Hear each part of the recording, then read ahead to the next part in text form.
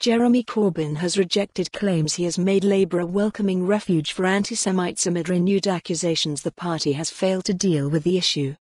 Lawyers for the Jewish Labour Movement (JLM) said 70 Labour staffers past and present have given sworn testimony into an official inquiry by the Equalities and Human Rights Commission into anti-Semitism in the party.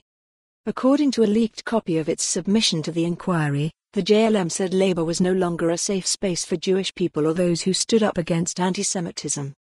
It said, since Jeremy Corbyn became leader of the Labour Party, he has made the party a welcoming refuge for anti-Semites. He has done that in a number of ways, including by publicly supporting anti-Semites and anti-Semitic tropes. The Labour Party is cast in his image. Asked about the claims during an election campaign visit to Peterborough, the Labour leader said, "I completely reject that." He went on, "When I became a leader of the party there were no processes in place to deal with anti-Semitism. We introduced an appeals procedure to deal with it, and we introduced an education process, so that party members understood the hurt that can be caused by anti-Semitic remarks or anti-Semitic behaviour. We've got processes in place that have improved it a great deal," added Mr. Corbyn. James Libson, a partner at the Mishcon-Deraya law firm representing the JLM, said their submission included evidence of interference by the leader's office in internal investigations into complaints of anti-Semitism.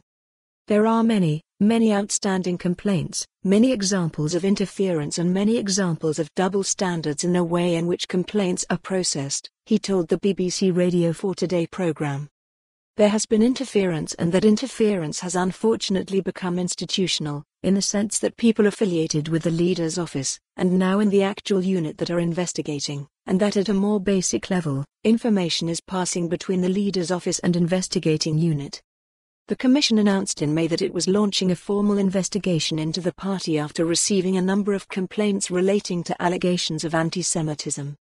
Its remit is to determine whether unlawful acts have been committed by the party or its employees, and whether Labour responded to complaints in a lawful, efficient and effective manner.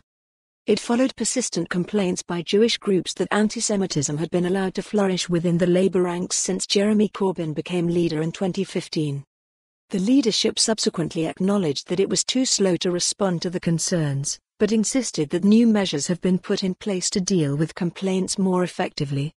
The issue erupted into the election campaign last week. For more on this story, visit the news article link.